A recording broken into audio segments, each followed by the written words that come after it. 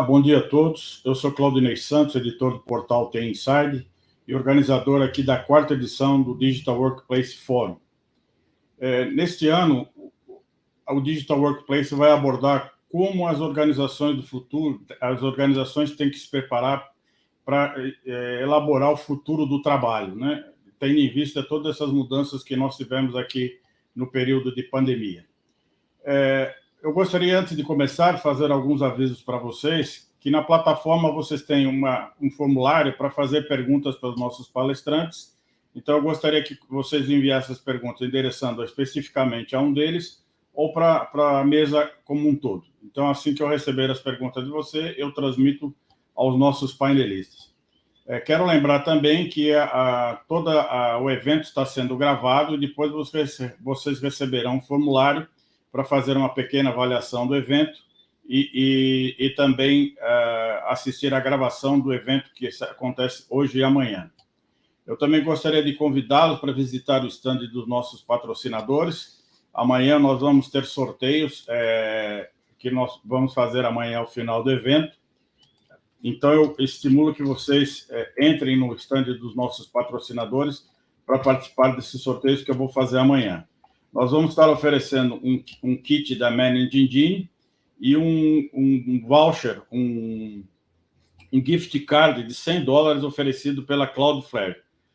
Também no stand da TI Inside, você pode concorrer aos eventos presenciais de 2023 que a TI Inside vai fazer de forma presencial. Então, os eventos presenciais, vocês poderão concorrer a ingressos para participar desses eventos gratuitamente. Bom, como eu falei, o nosso primeiro tema será como será a organização no futuro, né? As empresas hoje estão muito preocupadas, dentro desse novo modelo de trabalho, sobre a nova cultura empresarial, né? Como repensar suas estruturas e ativos organizacionais, como criar modelos inovadores de liderança dentro desse modelo de força de trabalho remoto, né? Entre outros desafios. Então, para conversar sobre esse assunto, para falar sobre esse tema, nós estamos aqui com a Naira Feldman, que é diretora da área de Engagement da LLYC, com o Fernando Veronese, consultor da SMR, professor da FIA, da Exalc, da USP e do Mackenzie, com a Luciana Rossi Cotrim, que é coordenadora de pós-graduação do Senac EAD em Gestão de Pessoas, Comunicação e Estratégias Digitais, e com a Veridiana Barcelos, que é líder de Pessoas e Cultura na Abler.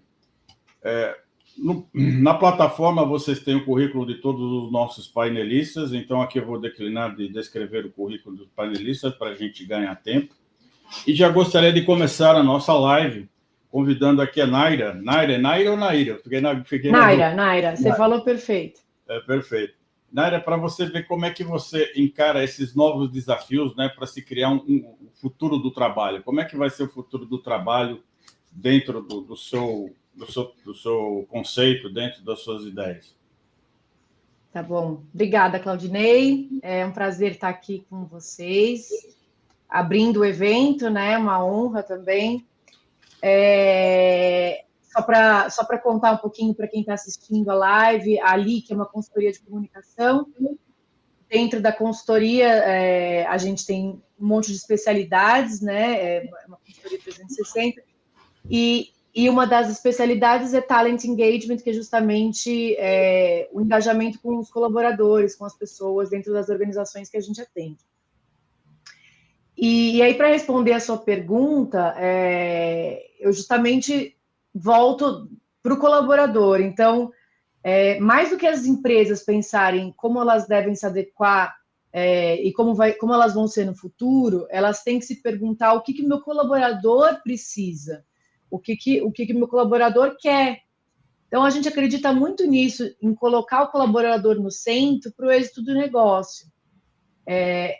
E essa escuta e essa transparência são fundamentais e são tendências, né, cada vez mais. Então, as organizações todas, né, estão no momento de amadurecer o modelo de trabalho, né, foi todo mundo forçado a mudar totalmente, da noite para o dia.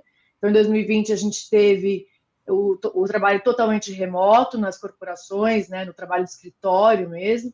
2021 foi o ano de encontrar o híbrido.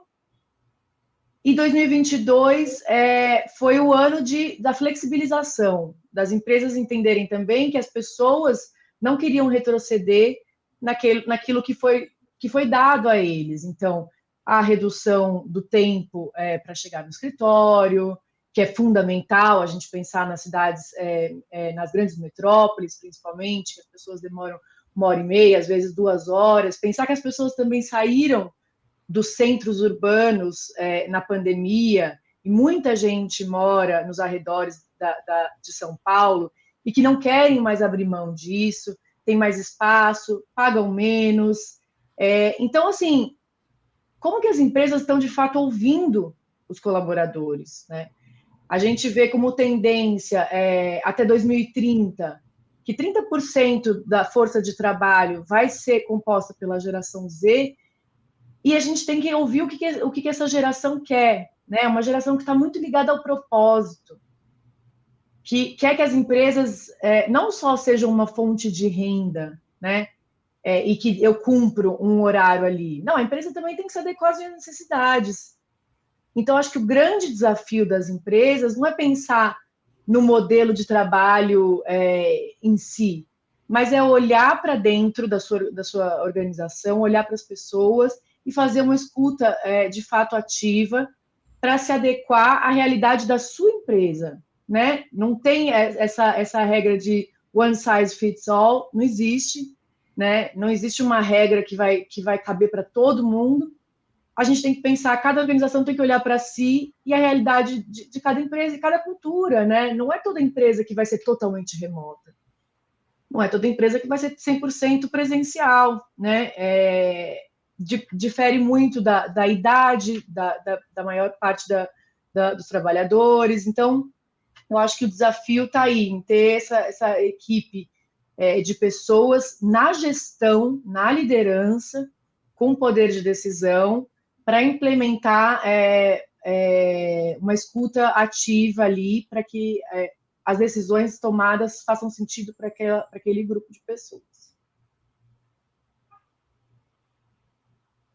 Você que, além de consultor, aí você é professor em várias escolas, que não é como a FIA, que é focada na área de gestão, na área de negócios. Como é que é a discussão que acontece no ambiente com seus alunos, com seus demais professores, em relação a esses novos desafios do ambiente de trabalho remoto, todas essas mudanças que nós tivemos em função da transformação digital, da aceleração da adoção de novas tecnologias? Como é que é a discussão em relação a esse tema na academia?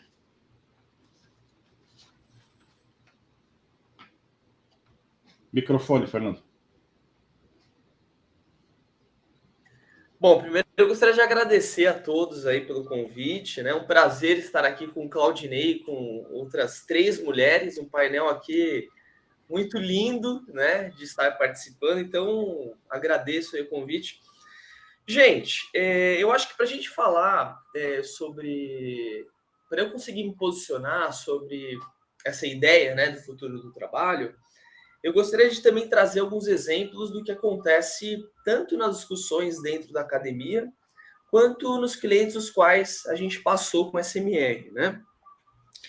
Vamos voltar um pouquinho no tempo, né? Cara, se a gente voltar 10 anos, 2012, parece que foi ontem, é uma coisa maluca, né? 2012, a gente já estava começando a ter algumas mudanças na forma de trabalho. Obviamente que desde a entrada na internet, a facilidade desse processo de comunicação, as coisas têm mudado, né? Mas há 10 anos atrás, a gente começou a trabalhar com alguns recursos de tecnologia que já mudaram a forma qual a gente lida com o trabalho. Um desses recursos é o RPA, que é o Robotic Process Automation, a inteligência artificial, a gestão descentralizada. A gente começou a falar de gestão ágil, né? Nos anos 2000, de forma mais forte, a partir de 2012, 2013, aqui no Brasil. Isso mudou a forma de trabalho.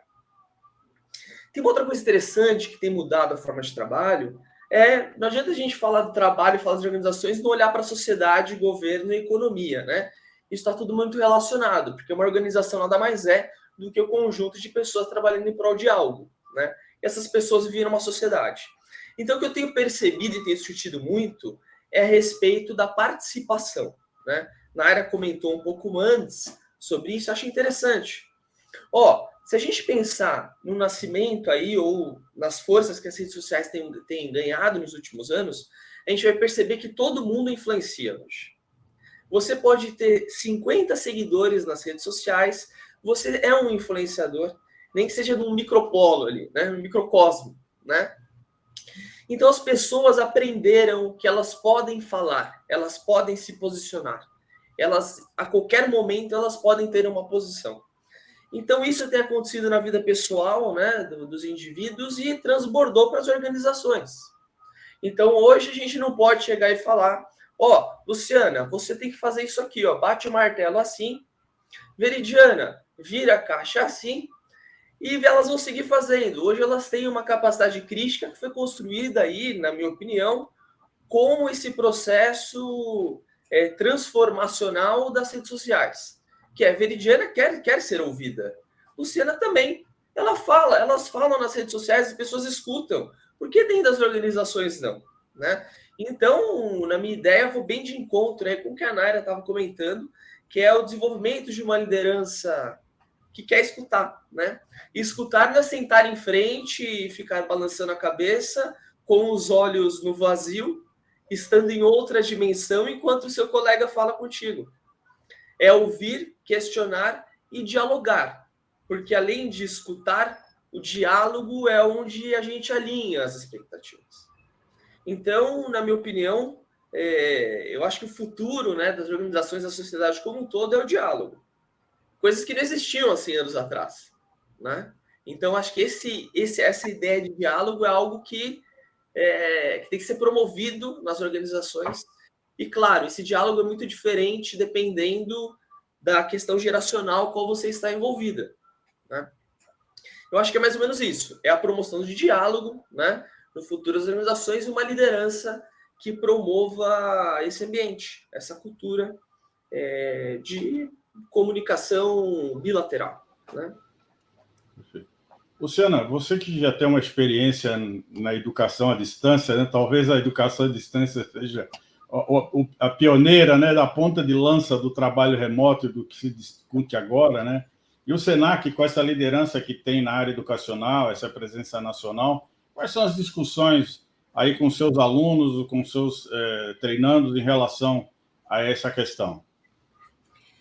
Bom, primeiro quero agradecer, né, a participação. Esse é um tema muito relevante e a gente tem que realmente trabalhar em cima do tema, porque o futuro é hoje, né?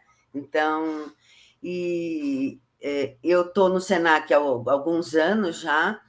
Eu coordeno a pós-graduação em comunicação digital e em gestão de pessoas, então são as duas áreas que estão diretamente relacionadas ao nosso tema. E trabalhei muitos anos em RH e trabalhei muitos anos em comunicação e marketing, né? Então, eu estou bem dentro dessa situação. É muito interessante você comentar isso, Claudinei, porque a gente teve, logo que a gente foi para o fechamento, lá no dia 18 de março de 20, a gente comentou muito isso, que para nós não fez muita diferença, né?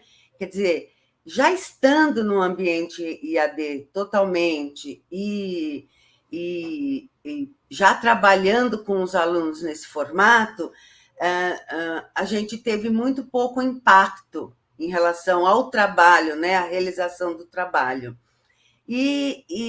Mas a gente teve um outro lado, que é a necessidade dos alunos. Então, naquele momento, houve uma solicitação muito grande que ia além do acadêmico e trazia para o lado pessoal, para o que os meus colegas já falaram da escuta, né? Então, a gente teve que escutar muito mais os alunos, muito mais o lado psicológico.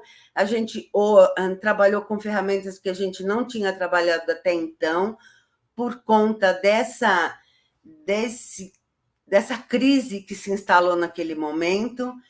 E pensando e avaliando um pouco sobre esse cenário, sobre essa situação que a gente vive, existe uma contradição muito grande, que a gente foi preso pela pandemia e a gente foi liberto pelo formato de trabalho. Então, a gente viveu essa contradição de uma liberdade profissional e de uma prisão pessoal.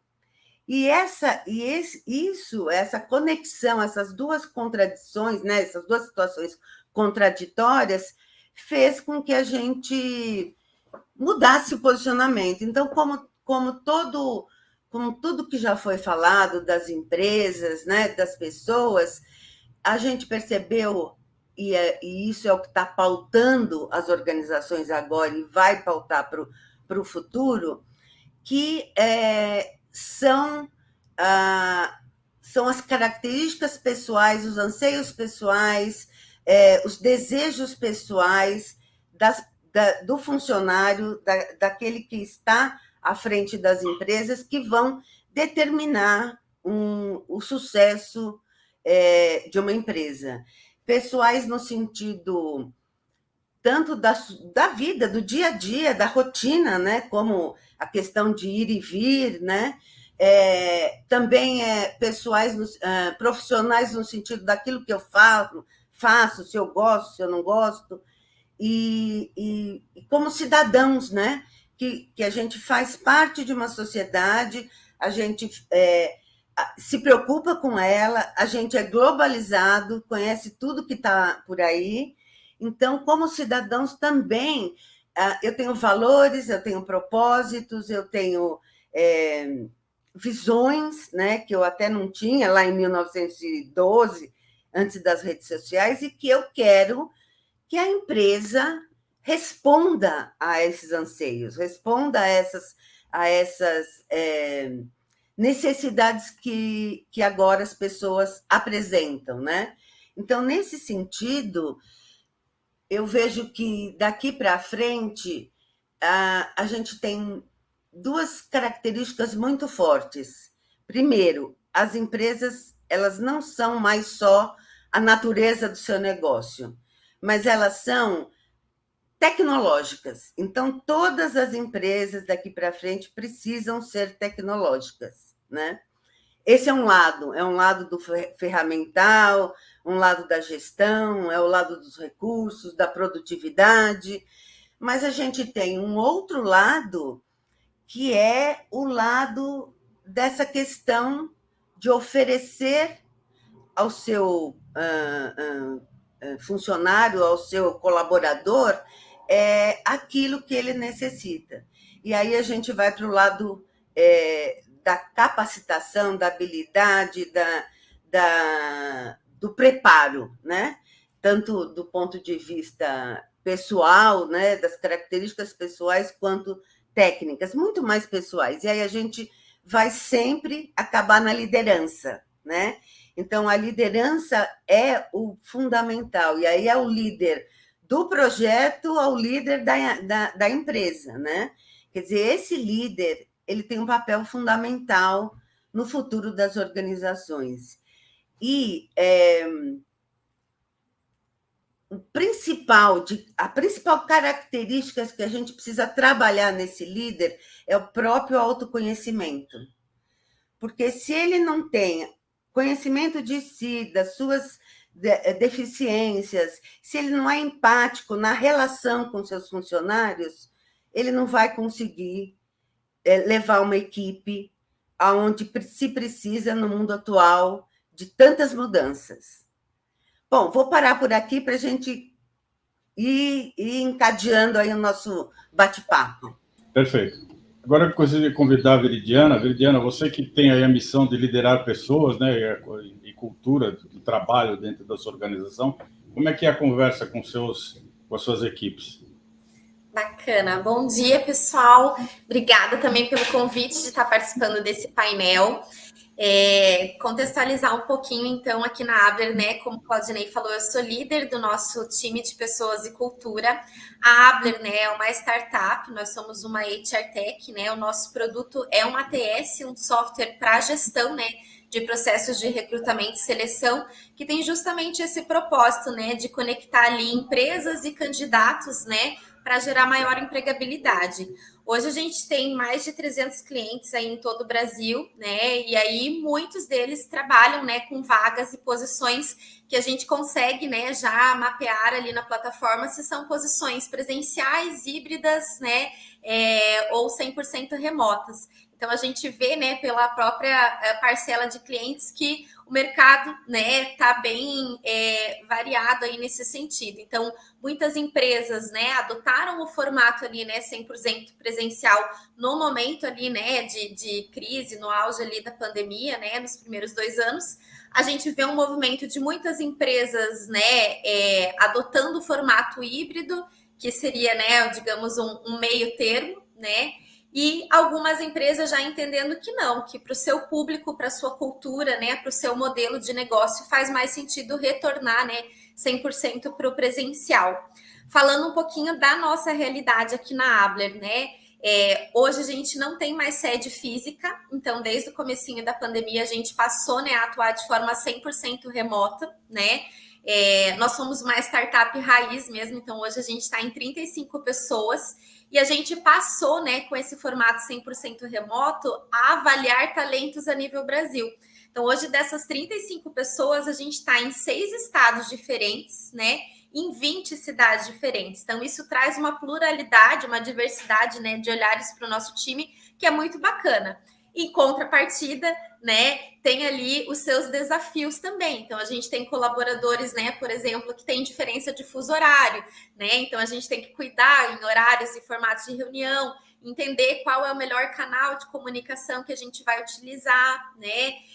Acho que um dos maiores desafios quando a gente fala, né, de pessoas e cultura é realmente conseguir criar vínculos. Então, aquilo que eu falo, né, o presencial, ele traz, né, conversas de pessoas que são de áreas distintas que naturalmente vão acontecer, né, na hora do almoço, no cafezinho, né, trocar assuntos ali de amenidades do dia a dia, que não sejam necessariamente, né, coisas falando do trabalho em si, e aos poucos você vai conhecendo, né, o famoso jeitão das pessoas. Isso, quando a gente entra numa empresa, né, eu vou completar 2 anos aqui, eu já entrei 100% remoto, e a maior parte, né, dos nossos colaboradores já entraram nesse formato.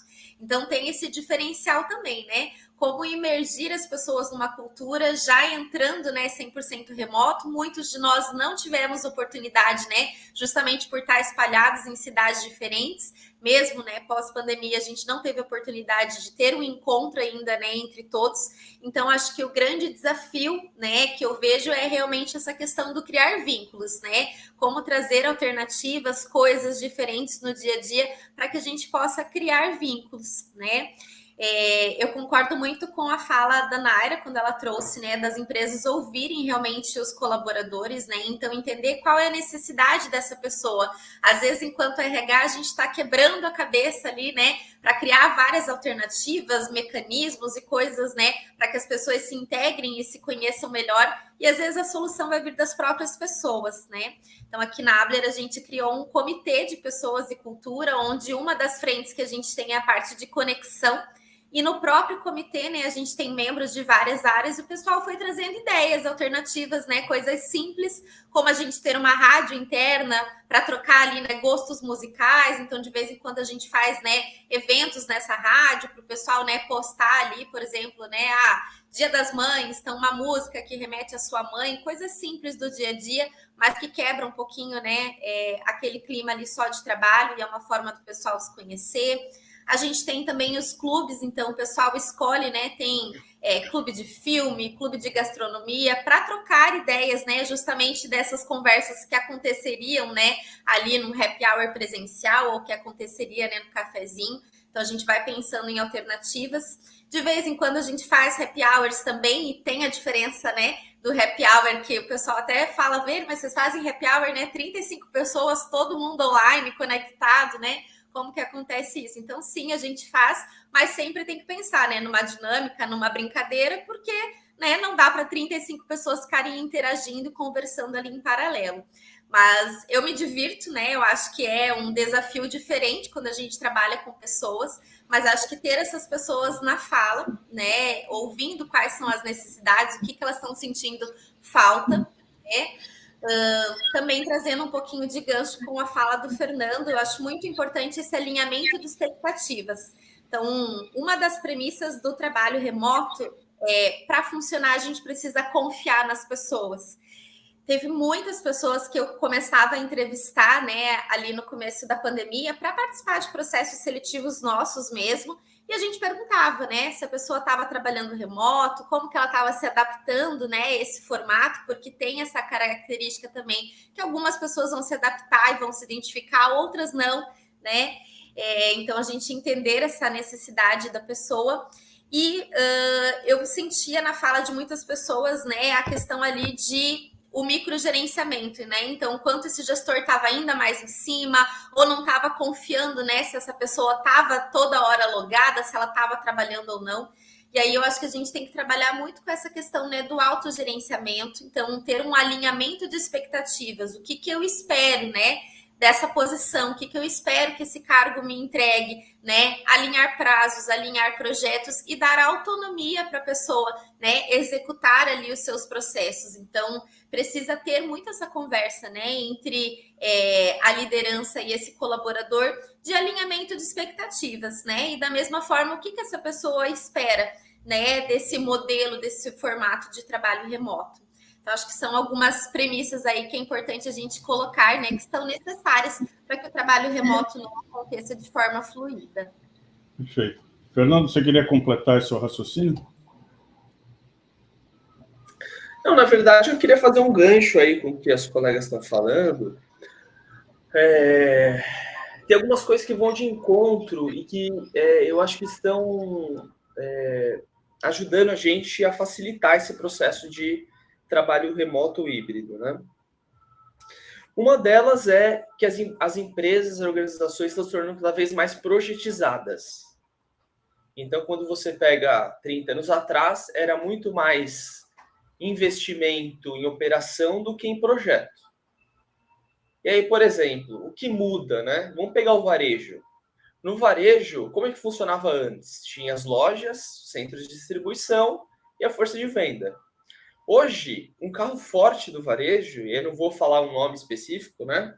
Uma empresa ou outra, mas o forte é o e-commerce. Então, a gente tem vários labs em varejo que trabalham só produzindo produtos para melhorar a relação de cliente e consumidor e a empresa, né? Então, coisas desse tipo estão ajudando a gente a trabalhar de forma remota, porque quando você trabalha por projeto, você tem mais condições de medir a produtividade. Quando a gente pensa em operação, é mais difícil medir a produtividade. Por exemplo, a administração, back-office das empresas. Compras, RH, contábil, financeiro, almoxarifado, patrimônio, são áreas que eu vejo, né, a SMR, aí contextualizando, né, é uma empresa que eu fundei em 2013, e hoje a gente tem clientes como Instituto Butantan, CNP, Copel, SESC, a gente tem grandes clientes, e muitos deles têm essa dificuldade no dia a dia. De falar o seguinte, vou enviar as pessoas do back-office para trabalhar remotamente, mas eu não sei a produtividade delas. Então, assim, eu vejo que o baixo nível de maturidade de algumas empresas as amarra em trabalhar com as pessoas presencialmente, porque elas não têm indicador para dizer se produz mais em casa ou na empresa. Então, eu sinto isso. E empresas que são mais projetizadas, elas têm mais condições. Por quê? Porque em projetos a gente tem a tal da EAP, né, que é a estrutura analítica de projetos, né, onde a gente tem os pacotes de trabalho. Então, entregou um pacote, produziu. A gente consegue saber na linha do tempo o quanto está sendo realizado em um projeto. E aí, aproveitando que a gente está aqui, né? Fazendo Jequiti, né? Pegar aqui, ó. Para quebrar o gelo. Eu lancei esse livro com o professor Antônio César Amaru Maximiliano, que é uma lenda na administração. Ele me convidou para escrever a 6ª edição com ele, do livro de gestão de projetos. O livro, Claudinei, já fazendo aqui, ó, a propaganda, Claudinei, já ficou durante semanas aí nos primeiros lugares os mais vendidos do país na Amazon. Então o negócio tá indo. Parabéns. Então, cara, Parabéns. é assim. Obrigado, cara. Eu estou muito feliz. Foi esse ano o lançamento, inclusive. Então, assim, o que eu vejo? Empresas mais projetizadas têm mais condições de trabalhar remotamente do que empresas que trabalham mais com operação, sustentação e coisas do tipo, né? E é isso. O contraponto que eu queria colocar é que depende muito da maturidade da organização, da forma como ela trabalha. E, principalmente, aumentando a ação nas suas capacidades de gestão, fica mais fácil a gente conseguir medir, né, a produtividade. E, Claudinei, é muito maluco isso, Claudinei, colegas, porque vocês devem ver também por aí, que empresas grandes, cara, empresas que faturam bi, não tem gestão por indicadores dentro das áreas administrativas. É assim, é muito doido. Falta maturidade, como você falou. Falta maturidade. Eu gostaria de fazer uma pergunta para todos vocês, né? Tem uma pesquisa da VMware que coloca uma preocupação em relação ao engajamento dos profissionais em relação à inovação. A pesquisa teme que o novo modelo de trabalho remoto traga falta de criatividade, falta de engajamento na criação de inovação. Por outro lado, alguns acreditam que para você ter essa questão da criação, a questão da produtividade, você teria que estar no trabalho presencial. Mas, efetivamente, no setor de tecnologia, inclusive, que é o que eu conheço mais, grande parte dos profissionais de tecnologia não querem mais voltar ao trabalho presencial, né? E, para eles, trabalhar da forma virtual e criando soluções, criando tecnologia, para eles já era uma coisa normal. Então, eu queria saber a opinião de vocês, se de fato vocês acreditam que trabalhar de uma forma ou de outra possa prejudicar o engajamento das equipes de trabalho na criação dos projetos das empresas. Você quer começar, Naira? Posso começar. Eu acho que para mim, algumas reflexões vêm com relação a esse medo, tá? Uma delas é que, na verdade, por mais que estejam remotos, né, é o que a Veridiana estava falando, você pode criar espaços de integração e de interação, mesmo à distância. E o que talvez as empresas precisem pensar cada vez mais, e principalmente na tecnologia, é de ter times diversos. Times diversos vão proporcionar que as pessoas saiam da sua zona de conforto e pensem em novas possibilidades, em inovação, em criatividade, tá? E na tecnologia a gente vê muito pouca diversidade. Então, acho que o desafio tá em proporcionar esse engajamento remoto, né? E aí romper também a questão da fadiga. A fadiga que as pessoas... A gente vê um fenômeno acontecendo que é a fadiga da mudança, o cansaço da mudança. Então, como as empresas estão a todo momento, né, principalmente desde 2020, tentando encontrar o seu lugar, né, amadurecendo nova forma de trabalho, a gente está em constantes mudanças. Então, agora é obrigatório, não, agora não é mais. Agora você coloca no aplicativo se você vem, agora não precisa mais. Agora vai ter happy hour online, agora não vai mais. Agora é obrigatório vir para a festa do fim de ano. Então, as pessoas, elas começam a ter uma resistência à mudança, né? E isso aumenta a rotatividade. As pessoas começam a olhar para fora e pensar, eu quero num lugar que me dê segurança, que me dê estabilidade, que não fique toda hora me tirando da zona de conforto. E aí, uma questão chave, né, para isso, é a questão da transparência, que eu até falei um pouco, e esse método colaborativo, né? Então, quando você traz o colaborador para participar nas decisões, né? Óbvio que você não vai fazer um fórum que votem para decidir coisas que afetem o negócio diretamente. Mas a produtividade, sim, né? A gente está com muito desafio, principalmente na gestão, de entender o trabalho assíncrono.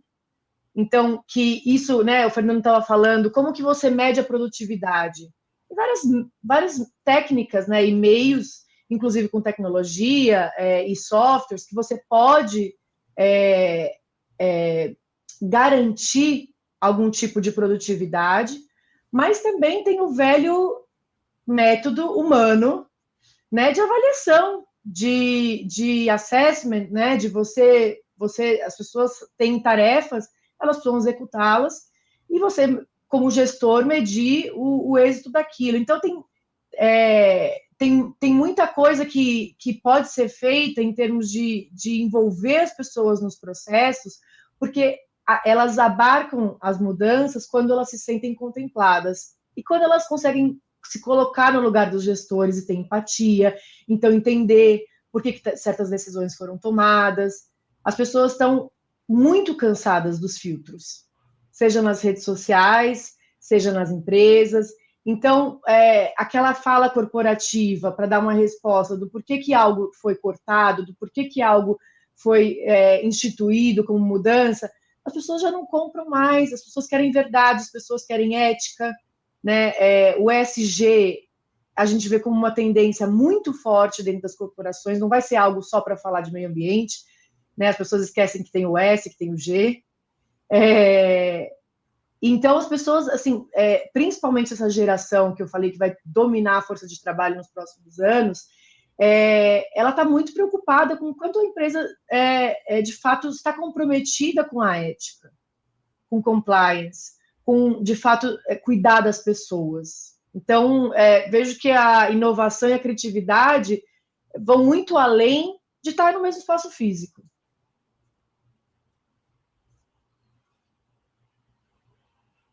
Você concorda com ela, Fernando? Que a criatividade independe do espaço físico, prejudica, facilita? Qual a sua opinião? Cara, criatividade. Então, vocês estavam falando, eu estava pensando. Eu acho que indifere, né, do espaço físico. Eu acho que tem mais relação com o tipo de os rituais, os ritos que a gente coloca para rodar dentro de uma organização para promover isso. E de encontro aí com o que as colegas falaram, da gente criar fóruns, criar eventos para promover. Porque mesmo no presencial, a inovação em muitas organizações é decadente, né? Não existe ambiente para isso.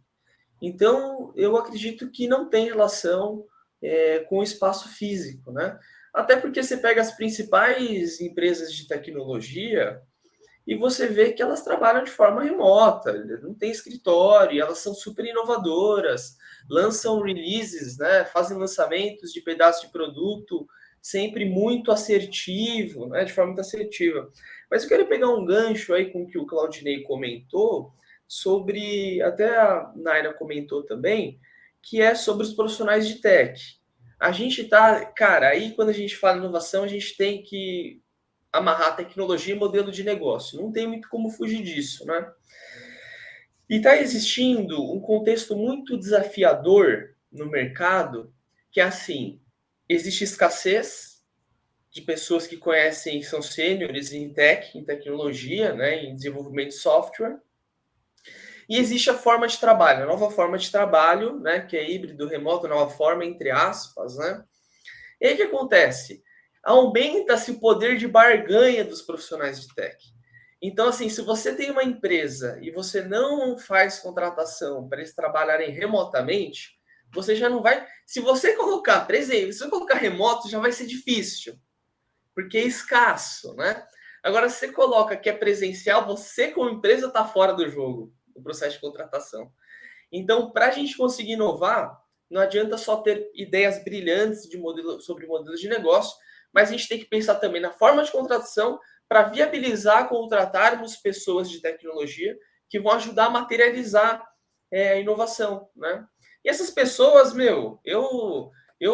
por exemplo, lá na SMR, a gente está tentando contratar há meses pessoas que desenvolvem em plataformas de um fornecedor X. Meses, gente. Né? Então, assim, cara, não é fácil. Mesmo remotamente, não está fácil encontrar esses profissionais para viabilizar lançamento de produtos, que é uma inovação incremental, por exemplo. Né? Então, acho que esse é um dos grandes desafios que a gente está tendo hoje em dia, viu, Claudinei? Luciana, como é que você vê essa questão, né? Já que você, inclusive, você tem uma boa experiência, né, na área de educação à distância, que eu acho que a educação à distância também tem esse papel de gerar inovação.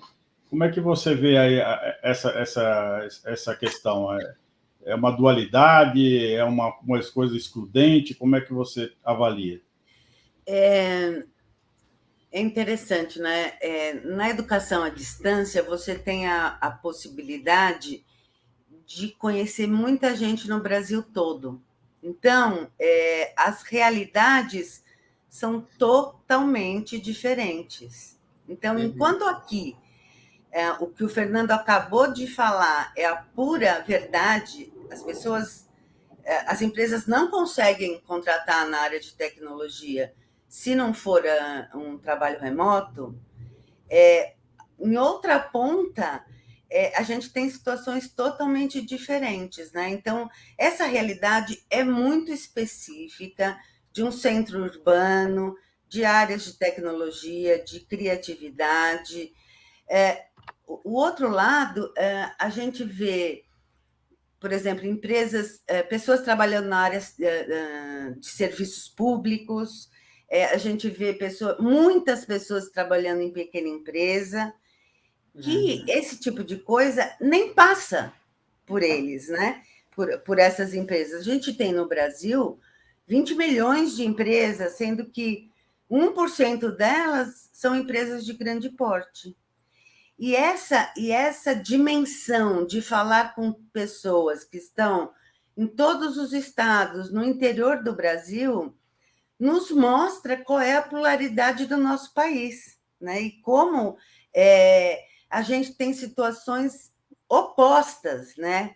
Então, as empresas que não têm tecnologia, que não trabalham com Excel, ainda existe esse tipo de empresa, e elas são muitas, né? Então, a gente começa a ver pequenas ações de tentar trabalhar um pouco mais com o médio e o pequeno a empresa, pequeno negócio, né? Então, a gente vê algumas grandes empresas olhando esse mercado, porque ele é um mercado enorme, né? As empresas médias e pequenas têm a necessidade, elas estão vendo a concorrência do lado, né? Então, elas sabem da necessidade, mas elas não sabem o que buscar. Então, a gente está numa situação em que eu tenho inovação incremental, eu tenho inovação de negócio plural num patamar de empresas, e do outro lado, a gente tem empresas que estão ainda tentando entender como elas saem dessa crise e que coisas diferentes elas podem trazer para os seus negócios para eles sobreviverem. Então, institutos como o Sebrae, o próprio Senac, trabalham muito com essa situação e com essa realidade, né? E a gente vê muitos alunos perguntando, alunos de pós, perguntando, mas eu estou tendo esse tipo de problema, eu tenho problema de contratação, eu tenho problema de treinamento, de conhecimento, o que eu faço? Como eu me preparo? Veridiana, você que contrata profissionais, como é que é o pensamento deles em relação a trabalhar em projetos que envolvem inovação? Eles concordam que o trabalho seja presencial ou eles preferem o trabalho remoto? Ou ambas as questões? Como é que você, nessa interação com os profissionais que você procura contratar, quais as opiniões que você tem feedback deles? Boa. Eu gosto sempre de trazer, né, que eu acho que às vezes a palavra inovação, ela remete a algo muito grandioso, né? E a inovação, ela tem que começar na essência da inovação em pequenas coisas do nosso dia a dia. Como eu posso fazer a mesma receita do arroz, só que de uma forma diferente, né? E aí tem muito esse critério de criatividade. Se numa entrevista eu pergunto para algum candidato se ele se acha criativo ou não, dificilmente a pessoa vai me dizer, né, que não. Mas no dia a dia, nas empresas, né, quando a gente instiga as pessoas a darem ideias e a criatividade, né, muitas vezes as pessoas não dão sugestões, né, de forma tão ativa, porque elas têm esse receio de julgamento, porque em algum momento, né, no seu histórico, seja profissional, às vezes a gente vê que vem até da base, né, de criação, de formação ali, eu sou psicóloga, então acredito muito nisso, né, alguma coisa nessa criatividade foi tolhida, porque todos nós temos a nossa fase, né, de criança ali criativa, enfim. Então, eu acho que, enquanto empresa, a gente precisa resgatar e incentivar essa abertura ao diálogo, né, que não tem ideia boba, né? Que não tem ideia que vale mais ou menos. E eu acho que isso pode acontecer, seja no presencial, né? Ou no remoto. E aí inspirar muito essa essência, né? No dia a dia, você que está ali, né? Realizando uma atividade, você que está conduzindo ali um processo, né? Na ponta mesmo executando, você percebe uma oportunidade de melhoria, né? Ao invés de trazer ali só uma crítica para o processo, traz para a tua liderança uma sugestão, né? Olha, e se a gente fizesse assim, não seria melhor, né?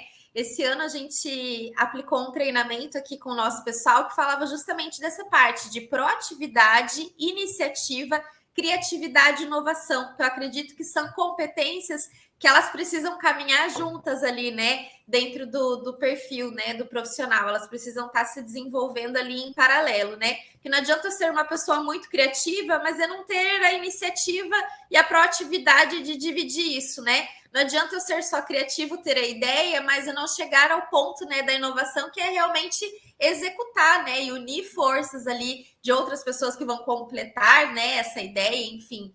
E aí, nesse treinamento, a gente fez uma prática bem interessante, que é, né, algo bem básico quando a gente fala ali de criatividade e inovação, que é exercitar o brainstorm, né, o famoso chuva de ideias, que é muito isso, não ter filtro, né, não interessa se você, né, vai precisar de alguém para validar ou não a tua ideia, né, e aí uma pessoa fala, outra pessoa complementa, a partir da ideia de outras coisas nascem, e a gente trouxe para esse brainstorm cases de problemas reais, realmente, né, que a gente percebia ali da empresa, e foram turmas de treinamento diferentes, né, então a gente teve 3 cases, 3 grupos diferentes em cada treinamento, e veio muitas ideias, que a gente estava misturando justamente o que a Naira trouxe um pouco, a diversidade, né, então pessoas de outras áreas que às vezes não estavam familiarizados com aquele problema ali, contribuindo, né, nesse toró de palpites que a gente chama aí brainstorm também, e foi muito rico, e a partir disso surgiram, né, algumas coisas que aí cada liderança que ficava responsável por aquela frente depois, né, conseguiu explorar um pouco mais. Mas eu acho que é muito isso, né, como trazer isso para o nosso dia a dia, e não só no ambiente ali, né, de treinamento. Então, como que eu consigo exercitar, né, essa abertura ao diálogo, essa sugestão, né, de melhorias no meu processo do cotidiano, né? E aí isso vai criando uma cultura de inovação. Se eu falar para o pessoal, vamos, né, inovar, o pessoal vai pensar sempre em algo completamente diferente, né, disruptivo. E tem formas da gente inovar, né, que vão trazer ganhos ali no nosso dia a dia também. E aí acho que isso realmente, na minha opinião, indifere, né, se é do presencial, né, ou do remoto. São os caminhos, né, de como a gente fomenta, como a gente lida com essa ideia, né, de criatividade e inovação dentro da cultura da empresa mesmo. Naira, como é que você vê essa questão da contratação, de você ter profissionais que estejam envolvidos com o compromisso de criatividade, de inovação nas organizações? Então, eu queria comentar que, enquanto eu estava ouvindo os colegas aí falando, eu estava pensando também a questão da empresa dar o tom e a cultura desde o momento do recrutamento, né? E aí, quando a gente fala em engajar os talentos, porque eu prefiro dizer engajar do que reter, me parece muito autoritário reter pessoas, né? Mas que as pessoas de fato estejam ali engajadas junto com o grande objetivo e a missão da empresa. Então, desde o momento do recrutamento, a empresa tem que estabelecer ali as regras do jogo e pode já promover desde aquele momento ali técnicas de recrutamento e essa conversa com essas pessoas ela consiga filtrar quem se adequa à cultura da empresa, né? Então, a gente vê que muitas vezes os processos seletivos não se adequam à realidade que elas vão viver, não é transparente, não tem as informações claras, não tem a regra do jogo. É 100% remoto, e aí, de repente, já no começo, a pessoa é obrigada a mudar de cidade, ela é obrigada a ir presencialmente. Então, isso gera muita frustração. E aí, a gente tem estudos que mostram que até 90% das pessoas decidem se vai ficar na empresa nos 6 primeiros meses. Isso gera um custo absurdo para as empresas, né? E aí, o que faz com que muitas empresas estejam na informalidade, o que é ruim para o colaborador também. Então, para os colaboradores que estão participando do processo seletivo, a gente falou muito da tecnologia que eles conseguem impor, até porque a mão de obra é escassa, né? Então, eles são muito requisitados, aqui no Brasil, principalmente, né? A gente tem cliente lá na LIC de tecnologia, que a gente conversa sobre esse assunto, sobre o colaborador impor as regras e a empresa ter que se adaptar, e ter que fazer malabarismo para encontrar formas de integração e proporcionar criatividade, e que as pessoas estejam engajadas e queiram ficar, e diminuir a rotatividade. Mas também acho importante os colaboradores, quando participem de processo seletivo, que eles também façam perguntas, que eles proporcionem ali, naquele ambiente, que é uma conversa em que ambos querem encontrar sintonia e ver se existe ali um propósito comum, de também entender se aquilo que é o que ela busca, né? E faça perguntas claras. Qual que é a participação do colaborador nas decisões? Como que vocês escutam? Como que vocês engajam? Tudo isso faz diferença. E as pessoas reclamam tanto depois, mas nunca perguntou, nunca sugeriu, né? Então, acho que aquela frase que a gente tanto fala, o combinado não sai caro, né? Então, se desde o começo ali as regras foram postas e as regras foram combinadas, tudo pode fluir muito melhor, tanto para a empresa quanto para o colaborador. E como é que vocês veem o papel da liderança em promover esse engajamento para justamente promover a criatividade, a colaboração, né? Tem algumas pesquisas que mostram que, às vezes, numa reunião presencial, a pessoa fica inibida em colocar sua opinião abertamente perante o chefe, e que no ambiente virtual, não tendo essa presença física ali inibidora, ele é mais livre em apresentar suas ideias e sugestões, apesar que também o oposto acontece. Como é que vocês veem o papel da liderança? Porque, ao mesmo tempo, ainda, apesar de estamos 3 anos aí da pandemia, ainda tem muita gente que ainda não sabe trabalhar com as ferramentas de tecnologia, ainda está havendo um aculturamento, né, dos profissionais de trabalho remoto. Como eu falei, existe aquela questão das pessoas, às vezes, exagerarem na carga de trabalho, ou a outras considerarem que o trabalho remoto é uma espécie de férias informal. Então, como é que vocês veem o papel de liderança para gerenciar esse cenário? Você quer começar, Naira? Sim. Então, dentro da consultoria que a gente faz de talent engagement, essa, para mim, é uma das chaves, Claudinei. Sem o engajamento da liderança, é muito difícil. Muito difícil. E a liderança, muitas vezes, tem resistência, né? Porque são pessoas que estão há mais tempo no mercado de trabalho, fazendo e trabalhando de outras formas, tendem a achar que o RH, as pessoas, a gestão de pessoas e comunicação interna, a depender de onde a comunicação interna está alocada na empresa, que o papel é deles, né? E não é transversal. Então, a gente vê muita resistência da liderança em se apropriar dessa questão do engajamento das pessoas. E então tem várias formas da gente engajar essas lideranças, mas é fundamental que a alta liderança, presidência, CEO, VPs, comprem a ideia, porque senão é muito difícil mesmo, é nadar contra a correnteza, e aí você faz pesquisas, ninguém entra, você faz workshops, ninguém participa, ninguém adere, ninguém entra em link, happy hour que ninguém participa, porque eu tenho que entregar prazo. Então, se o VP está lá, se o CEO está lá, se o presidente está lá, faz toda a diferença, né? É o que a gente chama de liderar por exemplo, que a gente de fato vê resultados, seja né, em seguir a cultura da empresa, em se apropriar dos propósitos da empresa, abraçar as mudanças, aquilo que a gente estava falando da fadiga. Então, é fundamental, é uma das chaves assim, de sucesso para o engajamento do colaborador. Fernando, como é que vocês contratam aí na SMR, né? Como é que vocês veem essa questão da flexibilidade, vamos dizer, do líder na contratação e no estímulo ao engajamento dos funcionários, né?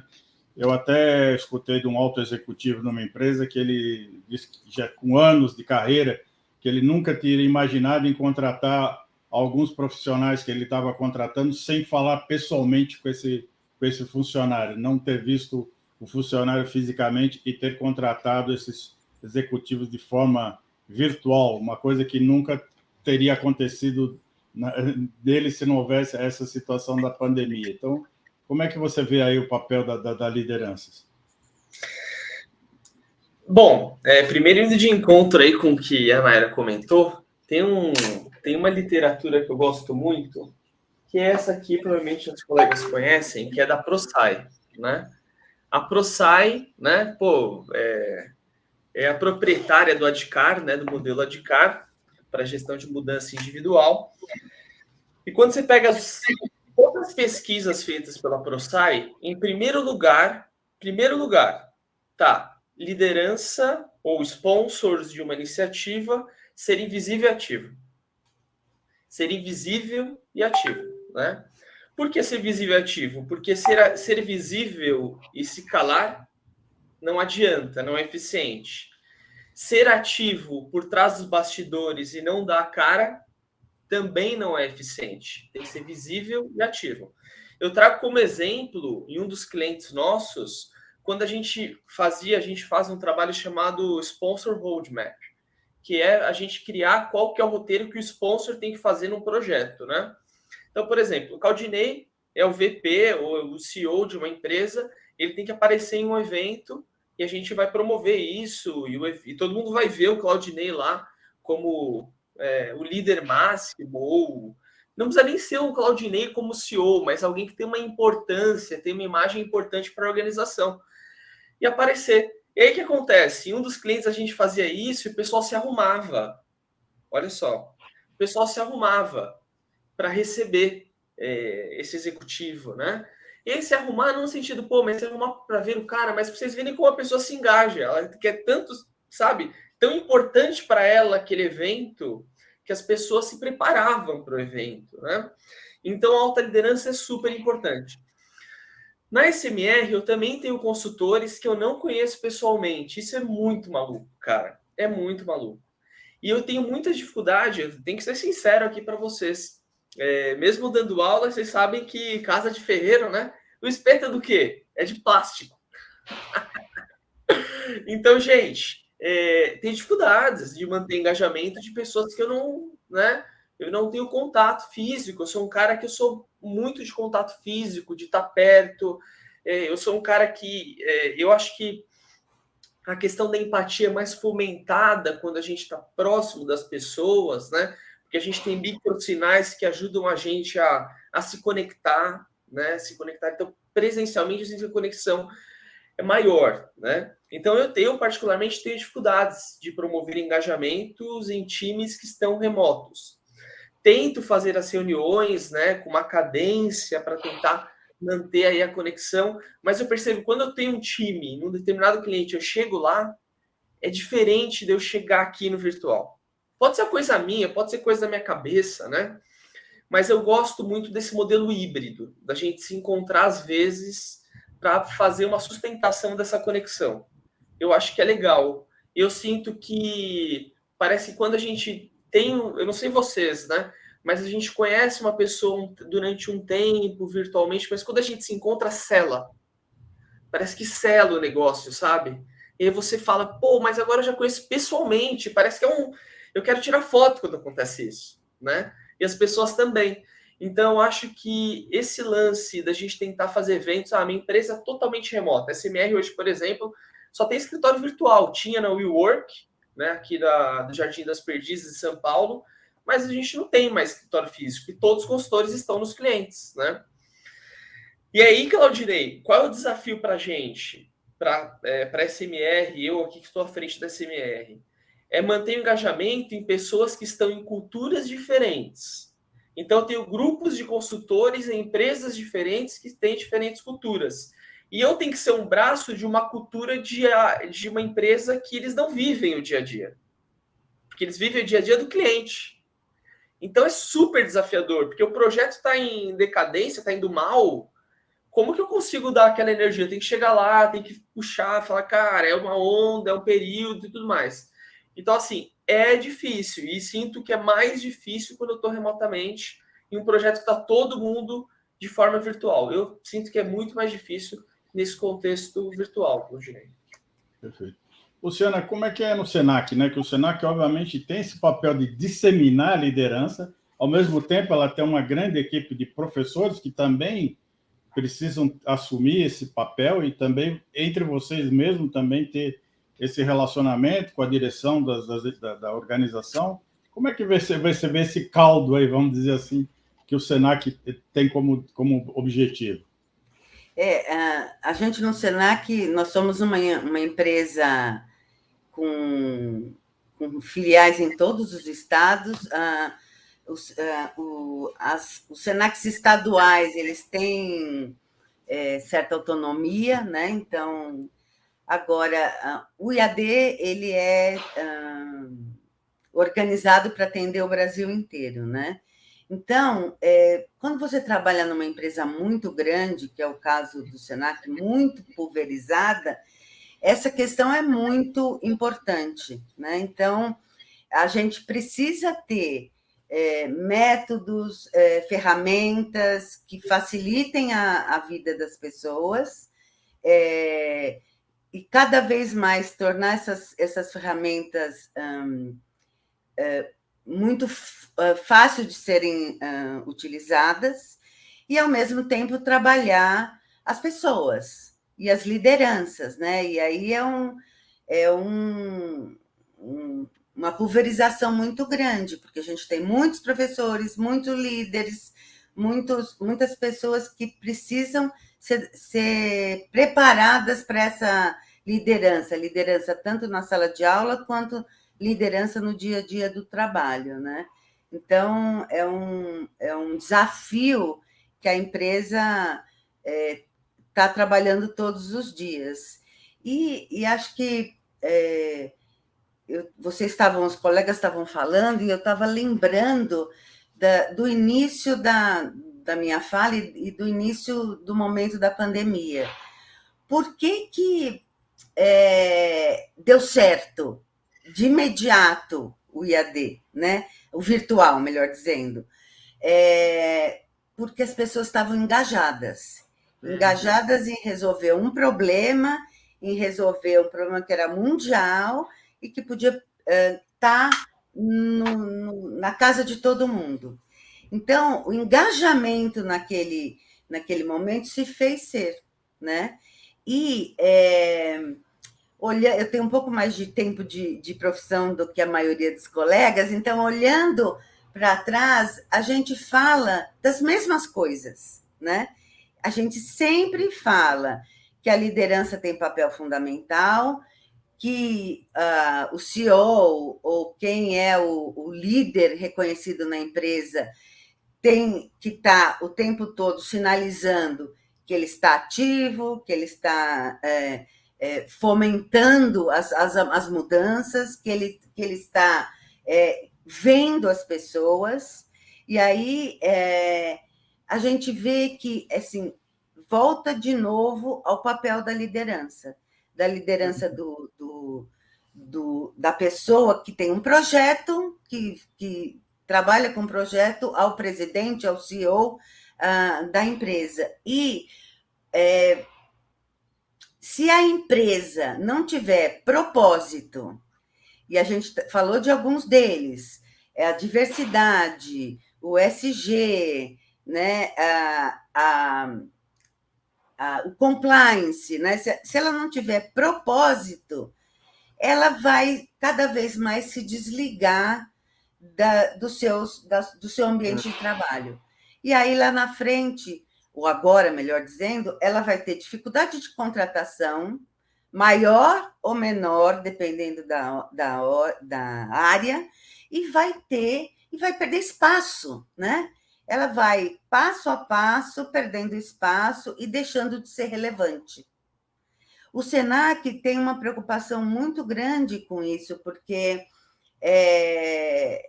a gente está muito entre a grande empresa, as empresas que são vistas, né, e são reconhecidas, mas a gente está também junto ao pequeno, né? O Senac tem uma importância nas pequenas cidades enorme, né?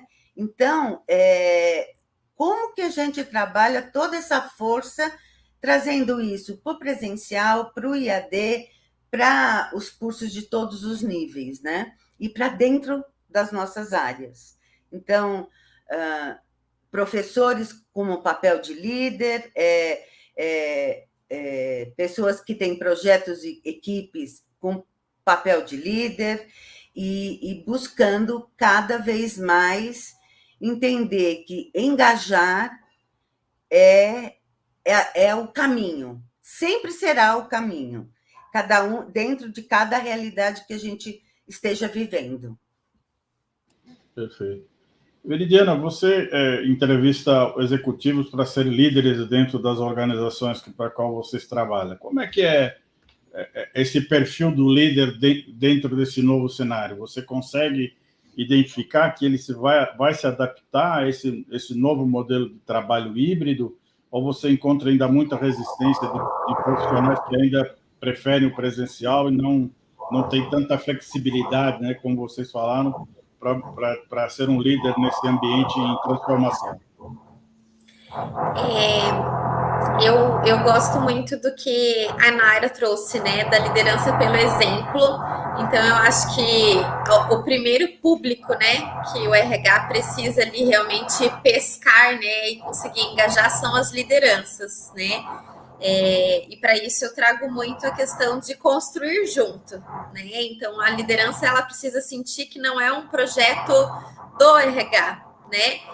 Então, a gente está construindo isso para a empresa, para o negócio, para as pessoas, né? Eles precisam se sentir parte ali realmente, né? Para abraçar, né?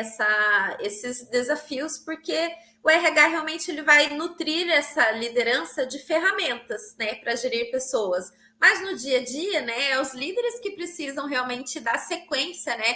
Nesses projetos ali, fomentando, né? Realmente a cultura da empresa, fomentando, né, os alinhamentos que foram feitos.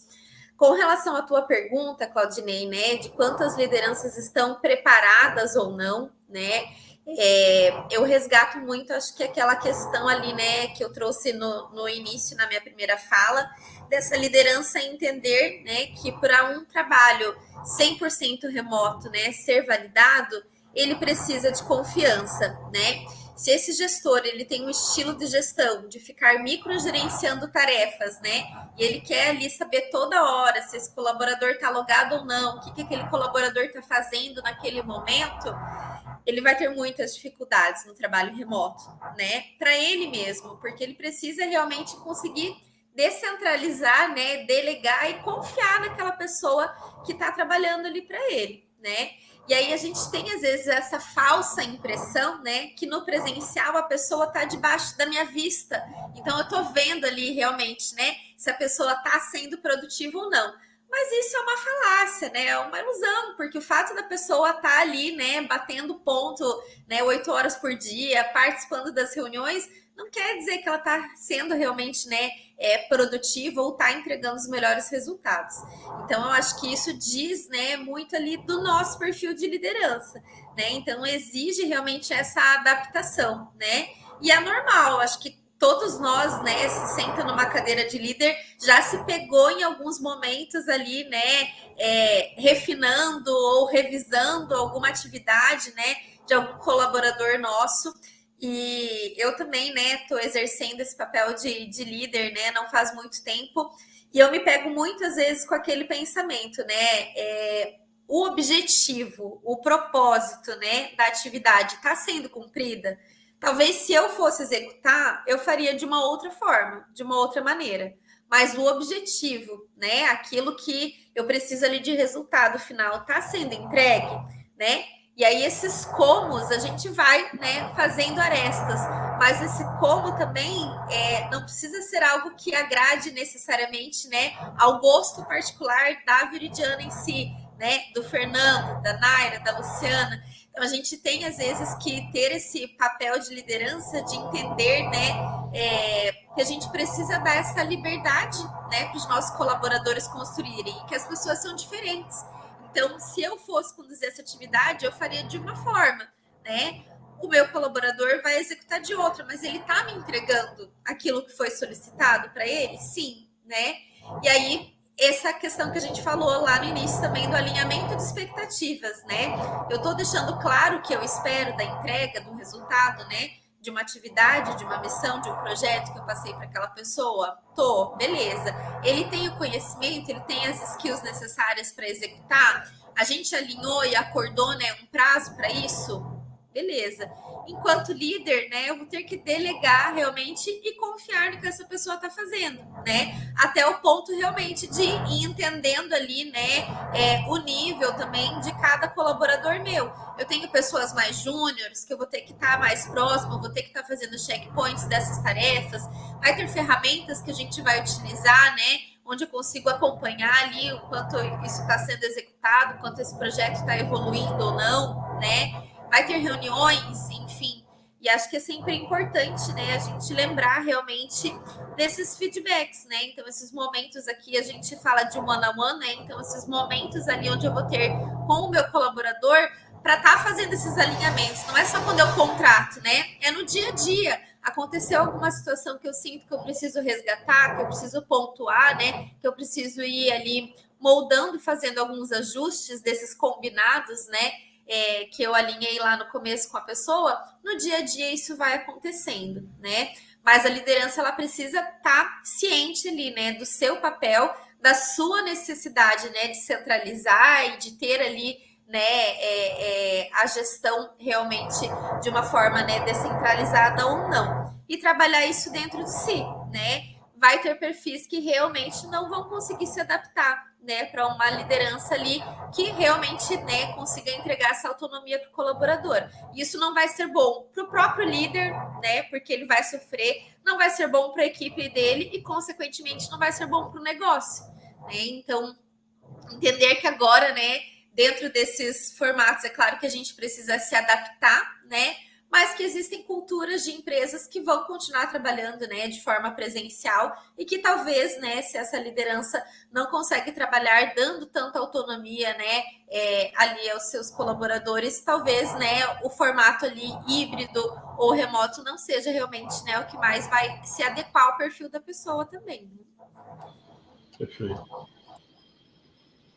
Bom, dentro desses desafios que a gente está colocando em relação ao futuro do trabalho, né, uma coisa muito importante que aconteceu em função da pandemia foi a conscientização das empresas de inserir no mercado de trabalho as pessoas com problemas né, incluir, né, no trabalho de pessoas que estão discriminadas, né?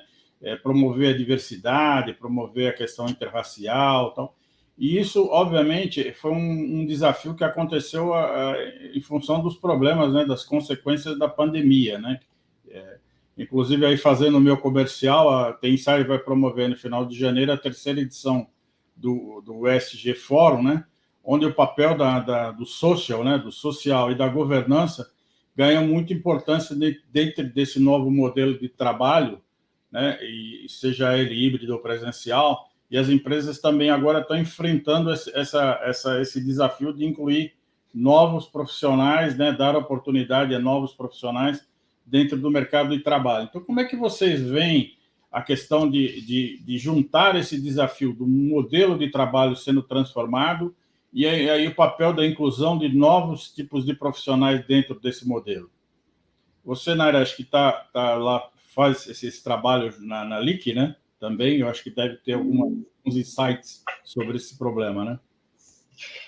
A gente tem um comitê de diversidade na LIC, que tem feito um trabalho fantástico, assim, para tanto promover o letramento dos colaboradores sobre temas de diversidade, seja racial, né, seja pessoas com deficiência, seja de diversidade LGBT, enfim, a gente tem trazido muitas discussões para dentro da empresa, que são fundamentais para nós, consultores, também podermos levar conhecimento e sugestões, iniciativas diversas para os nossos clientes. Mas eu percebo, né, eu estou na LIC há quase 6 anos, e percebo uma mudança da gestão e da liderança da LIC em prol da diversidade. Então, é uma bandeira que se levanta desde dos tomadores de decisão e que faz uma diferença, assim, gigante, extraordinária no negócio, na inovação, na criatividade, e na transformação de nós como pessoas mesmo. Então, assim, são políticas afirmativas. Por exemplo, na LIC a gente tem uma política de contratação 100% de pessoas negras. Então, no longo prazo, a expectativa é que você tenha gerentes e diretores negros, né, e líderes negros na companhia. Então, é uma decisão da companhia não flexível. Então, assim, até encontrar, não tem abertura de, mas eu preciso de inglês, mas... Não, então você ajude a formar. Você faça ali o seu papel para que a transformação aconteça e a gente consiga ter refletido dentro das empresas a sociedade que a gente tem. Então, isso é super importante, assim, o papel dos líderes, como a gente falou, né, na rodada anterior de perguntas, na diversidade, né, e nessa contratação de pessoas com diferentes culturas, com diferentes vivências, com diferentes desafios. A questão também, a gente teve esse ano um evento na LIC sobre os desafios da pessoa com deficiência. Foi um evento lindo que a gente trouxe as pessoas para falar, para serem protagonistas desse evento, e que fez com que a gente conseguisse entender a perspectiva dessas pessoas. Então, acho que é promover esses espaços de fala, de diálogo, mas também implementar políticas afirmativas dentro das companhias. Eu acho que o remoto e o híbrido, nesse caso, podem ser agentes para impulsionar essas contratações, mas eu acho que esse desafio sempre existiu, né? E talvez as empresas usassem como muleta os desafios do presencial e tal, mas o desafio de representar dentro das companhias a realidade da sociedade e dar oportunidade a todos e para o diverso sempre existiu. Então, acho que a cobrança dos colaboradores da sociedade está cada vez maior, e isso eu acho muito positivo. Acho que tem que mais cobrar mesmo, os colaboradores têm que exigir, têm que ser ativistas nesse sentido e exigir que as empresas criem espaços para contratar as pessoas de diversos perfis. e backgrounds, né? Perfeito. Fernando, na SMR, vocês têm essa preocupação? Os clientes com você trabalha, você vê essa preocupação? Legal. Eu vejo que sim, né? Até porque a gente tem 3 grandes clientes, que a gente... Um já não é mais cliente, mas foi o nosso cliente, que é o Instituto Butantan. A gente foi até a Covid com eles, né? Até quando começou a Covid, depois a gente não teve mais projetos, né? Mas lá eles tinham a preocupação. Inclusive, eles estão cada vez... Agora que eles estão mais em alta na mídia, né? Depois que aconteceu a pandemia, eu vejo que eles têm se preocupado cada vez mais. Clientes como a Copel, o CNPEM busca muito a parte de diversidade. Inclusive, eles vão começar a rodar um programa de diversidade no CNPEM. Agora, na SMR, Bom, a SMR é uma consultoria pequena, né? A gente tem 25 consultores, mais as pessoas de back-office, né? Cresceu bastante, está crescendo, graças a Deus, mas... E muito trabalho, claro. Eu tento passar para RH para a gente priorizar, de fato, em algumas posições, pessoas, mulheres, mulher negra, né? Mulher parda, negra. E a gente tem, nossa, deu super certo da gente conseguir montar times muito diversos. Os nossos times são diversos, né? Meu maior medo era começar a fazer a consultoria crescer, uma consultoria de homens. Esse era o maior medo meu. E não porque... só por uma questão de que é importante ver mulher, não, porque eu cresci, eu acho que a empresa tem que fazer parte do que eu acredito também, né? Então eu cresci sendo criado por mulheres. Então eu falo que eu tenho um lado feminino muito forte. Então eu cresci com a minha mãe e com a minha avó, né? Então eu sou um cara muito empático. Teve uma colega aí, não sei se foi a Veridiana ou a Luciana, comentou sobre o autoconhecimento, é importante de, né, se autoconhecer antes de seguir, coisa do tipo. Aí vem o lance da empatia. Então eu sou muito empático. E acredito que as mulheres, e pensando nos estudos que a gente tem de neurociência, as mulheres são mais empáticas. E a ciência mostra isso, né? E aí, como curiosidade aqui para os colegas, as mulheres são mais empáticas porque durante o processo evolutivo, as mulheres com seus filhos no colo tinham que empatizar. Elas empatizavam mesmo sem querer, porque elas tinham que diminuir a angústia de um filho que estava chorando, né? Então, durante toda essa fase aí, da criança chorando no colo, as mulheres tinham que empatizar, fazer a tomada de perspectiva para fazer com que... entender o que acontece com o filho, né? Pegava, transferia essa angústia para si. Então, as mulheres, durante todo esse processo evolutivo, criaram mais empatia do que os homens. Então, eu tive aí, estou conseguindo manter um time muito diverso, tá, Claudinei?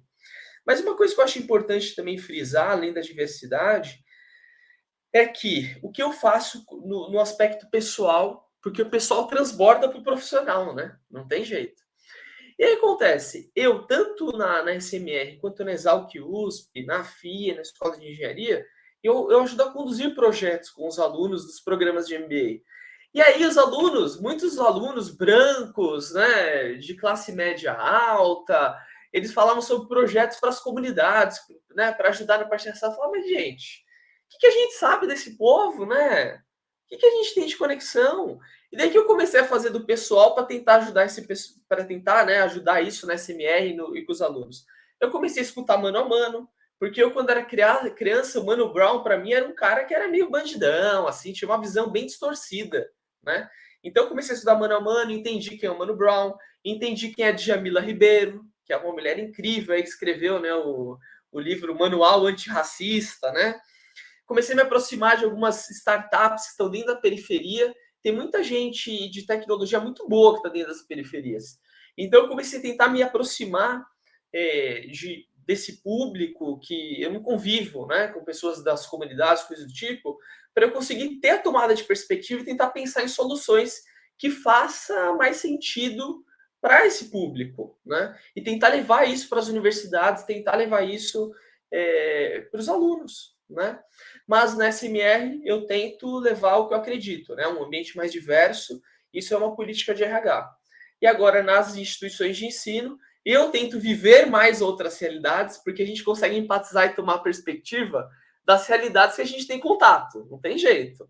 Se não tem contato, vai ser muito distorcido do que é a necessidade de fato, né? Então é isso, eu tento me aproximar de realidades que eu não vivo, por exemplo, aí para concluir a fala, né? A minha noiva, ela é psicóloga e ela, cara, uma mulher assim incrível, e não é porque ela tá escutando, não, ela é incrível mesmo. Uma mulher incrível e ela mostrou muito sobre o feminino. Cara, ela fala, meu, eu tenho dificuldade de andar na rua com uma saia em São Paulo, né? Tenho medo. Então, assim, esse tipo de realidade fez com que eu crescesse. Mas é porque eu tive contato e dei abertura para isso, né? Então, é isso que eu tento transbordar, Claudinei, para a consultoria, né? E tem funcionado, cara. Eu acho que tem funcionado. É isso aí. Parabéns, é isso aí mesmo. Luciana, como é que é no Senac? Que, obviamente, creio que tem até uma preocupação adicional em relação a isso, né? Veja a sua importância dentro da sociedade, né? O Senac, ele já tem isso como pauta e como importância muito antes da pandemia, né? Então, talvez o Senac seja uma das empresas que mais se preocupa. Então, o próprio Centro Universitário de Santo Amaro, ele já foi construído para ser totalmente acessível há 15 anos atrás, né? Então, a gente tem políticas de vagas afirmativas, a gente tem um departamento para trabalhar com a questão da surdez, da falta de fala, a gente tem o IAD tem ferramentas para atender essa população, se for o caso, a gente tem pode transferir todo o material para Braille, por exemplo, né? Então, acho que na parte de sustentabilidade também, né? Então, a gente tem várias ações com a comunidade ao redor, né? O centro universitário, para quem não conhece, é Interlagos, né? Então, a gente tem todo um trabalho com a comunidade que está ao redor. A gente já fez trabalhos com indígenas, né? Trouxe a população para dentro. Então, isso é o propósito, está no propósito da empresa e está nas ações que ela realiza. Claro que a gente tem do pequeno, de uma área pequenininha até o Brasil inteiro, né? Então, isso se desenvolve conforme cada estado, etc. Mas em São Paulo, que é onde eu conheço, a gente tem muitas iniciativas anteriores à pandemia, que se reforçaram depois da pandemia, e para quem vive, né, para quem está lá no dia a dia, a experiência é muito grande, né? A experiência é reveladora, ela trabalha realmente com todo mundo. E a gente tenta trazer tudo isso para o IAD. Então, os nossos cursos também estão instrumentalizados para atender esse público que tem algum tipo ou de deficiência e outra questão interessante, como eu comentei, a gente trabalha com o Brasil inteiro e a gente trabalha com um nível médio de pessoas. Os nossos cursos são acessíveis para pessoas de classe média, de classe baixa, temos bolsa, etc. Então, a própria comunidade, né, o próprio cliente do Senac, ele é muito diverso, né, em todos os aspectos, né, e isso faz com que a gente tenha passos sempre na frente. Então, como vamos tratar um transexual, né? Como que ele vai receber o seu diploma? Como é que a gente vai falar nos nossos e-mails? Desse pequeno detalhe como tratar isso na comunicação oral, na comunicação escrita, até as grandes ações, que são ações que mobilizam o Senac como um todo, né? Então, acho que, nesse sentido, o Senac é uma empresa que é muito desejada para trabalhar e ela tem um modelo que prioriza a diversidade. Perfeito. Um propósito... Veridiana. Desculpe. Perfeito, pode concluir. E acho que isso, como eu disse, no IAD, ele é muito, muito, muito visível. Perfeito. Veridiana, nós estamos aqui chegando ao final, então você vai ser a pessoa que vai concluir aqui a nossa live. Então, eu gostaria de saber como é que vocês tratam a questão da inclusão, da diversidade, aí, quando vocês contratam executivo para as empresas. Certo. Que responsabilidade de encerrar, hein? Aqui na Abler, né, a gente hoje é um público pequeno também, então a gente não trabalha diretamente com vagas afirmativas, né? No entanto, a gente estimula muitos clientes nossos, então a gente tem clientes também, né, de grande porte. E o nosso papel, né, dentro do time de CS, que é o time que cuida ali, né, dessa jornada, da experiência do cliente, é de atuar, né, muito no sentido de consultoria de boas práticas nesse mercado também de recrutamento e seleção, né? Então, trazer realmente essa questão das vagas afirmativas, né, para dentro da plataforma. Hoje a gente tem no nosso cenário, aqui no nosso quadro, né, 80% da nossa liderança aqui na Aber, né, são mulheres, então a gente trabalha, né, muito com esse conceito também, né, da liderança, né, feminina. Com as nossas lideranças, a gente trabalha a questão de vieses inconscientes, né? Então, inconscientemente, a gente normalmente vai buscar, né, pessoas que sejam mais próximas da nossa realidade, que a gente se identifica mais, né? Então, tem um pouco a ver com a fala ali do Fernando. Às vezes eu preciso assumir para mim mesmo, né? Que sim, nós somos seres humanos, a gente tem, né, pensamentos enviesados, a gente tem, né, um crescimento e uma base que traz, né, uma série de preconceitos e a gente precisa estar disposto, né, a assumir as nossas falhas enquanto empresa, né, assumir falhas da sociedade. Por isso que existe essa questão das vagas afirmativas, né, que é um movimento muito grande que tem acontecido nos últimos anos e que vai, né, para um público bastante diverso, né? Então a gente vê vagas ali, né, voltados a pessoas negras, a mulheres em liderança, a mulheres na área de tecnologia, né? Já que estamos falando com um bom público aí que é de tecnologia, que a gente vem de um mercado muito predominante, né, de homens. A gente fala também, né, ali de vagas afirmativas para públicos, né, LGBTQIA+, para transexuais. Então, diversas, né, vagas de públicos realmente que tem ali, né, a sua parcela realmente defasada na sociedade, que são pessoas que muitas vezes não tiveram, né, as mesmas condições, a mesma trajetória ali realmente, né, a ser trilhada. Essa semana eu vi uma charge, né, para a gente encerrar. Essa semana eu vi uma charge, né, que mostrava ali uma pista de corrida, né, onde tinham 3 mulheres e 3 homens no mesmo step ali de largada, né? Só que nas mulheres tinha ali, né, criança, varal de roupa, né, filhos, então várias questões que acabam, né, tendo barreiras ali para ela ultrapassar. Então, a gente ainda vê muito, né, esse discurso no mercado.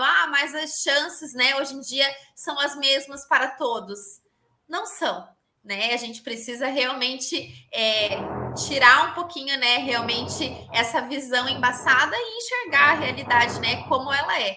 Né? Então, a gente não precisa estar tão distante, às vezes, de universos, né? Que às vezes a gente não vai ter contato ali com alguns públicos dessa questão ali de vagas afirmativas ou até mesmo da questão, né, da legislação ali que abraça os PCDs. Mas se a gente for olhar a própria desigualdade, né, no mercado frente a homens e mulheres, a gente precisa sim, né, ainda ter ali algumas questões, né, mais equilibradas. Tá? E é para isso que existe esse papel hoje das vagas afirmativas. Perfeito. Bom, pessoal, infelizmente a gente já estourou aqui o nosso horário, então eu gostaria de agradecer a participação de todos vocês. Eu acho que teria bastante assunto ainda para a gente conversar, mas infelizmente nós temos que encerrar. Então, mais uma vez, obrigado pela participação. Espero vê-los aí nos próximos eventos da TI Insight. Obrigado.